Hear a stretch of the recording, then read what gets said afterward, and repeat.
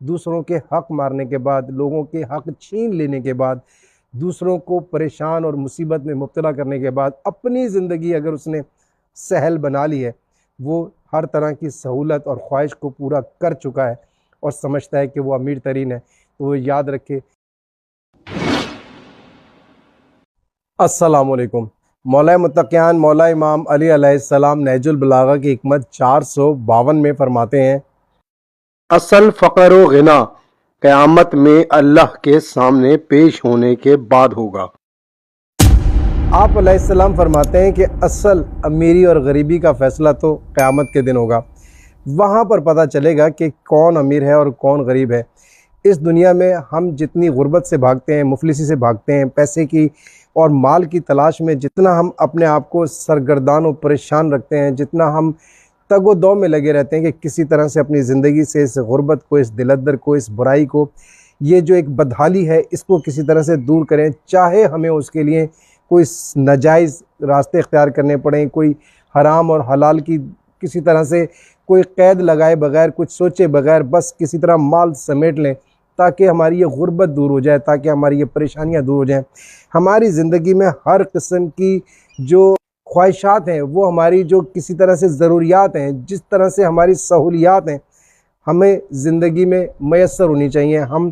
اپنی زندگی سے ہر قسم کی پریشانی کو دور کر کے اس دنیا میں ایک امیر ترین شخص بننے کی جو ہماری خواہش ہے، آپ علیہ السلام فرماتے ہیں کہ اصل میں جو غریبی اور امیری کا فیصلہ ہونا ہے وہ قیامت کے دن ہونا ہے۔ جس شخص کے پاس اعمال ہوں گے، نیک اعمال ہوں گے، جس نے دنیا میں جائز اور ناجائز کو الگ کیا ہوگا،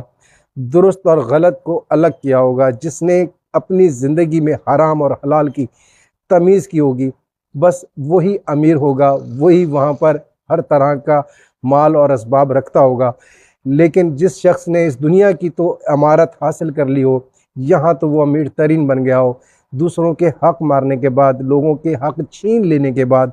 دوسروں کو پریشان اور مصیبت میں مبتلا کرنے کے بعد اپنی زندگی اگر اس نے سہل بنا لی ہے، وہ ہر طرح کی سہولت اور خواہش کو پورا کر چکا ہے اور سمجھتا ہے کہ وہ امیر ترین ہے، تو وہ یاد رکھے، وہ یہاں کتنا ہی امیر ہو، کتنی ہی سہولتیں اس کے پاس ہوں، کتنی ہی وہ عیش و عشرت کی زندگی بسر کرتا ہو، قیامت کے دن وہ سب سے زیادہ مفلس اور غریب ہوگا۔ اس کے دامن میں کچھ نہ ہوگا جو اس کو جہنم کی آگ سے بچا سکے۔ ہر شخص کو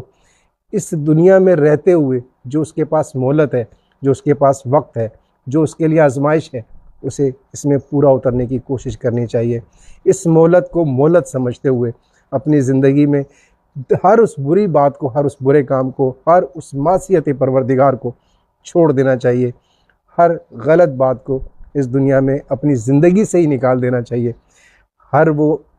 کام کرنا چاہیے، ہر وہ عمل کرنا چاہیے جو پروردگار عالم ہم سے امید رکھتا ہے، جس کا وہ ہمیں حکم دیتا ہے، ہمیں اس پر پورا اترنے کی کوشش کرنی چاہیے۔ پروردگار ہمیں توفیق عطا فرما، ہماری زندگی میں آسانیاں پیدا فرما کہ ہم مشکلات سے اپنے آپ کو بچا سکیں یا اس لائق بنا سکیں کہ ان حالات کا مقابلہ کر سکیں، نہ کہ ہم کوئی ناجائز طریقے اختیار کریں۔ پروردگار عالم سب کے لیے سہولتیں اور آسانیاں پیدا کرے اور سب کو مشکلات سے بچائے رکھے، تاکہ وہ اس دنیا میں آسانی سے زندگی بسر کرے اور آخرت میں وہاں پر بھی امیر ہو، یہاں پر بھی امیر ہو۔ پروردگار عالم سب کو دنیا و آخرت کی مفلسی سے بچائے، آمین یا رب العالمین۔ شکریہ۔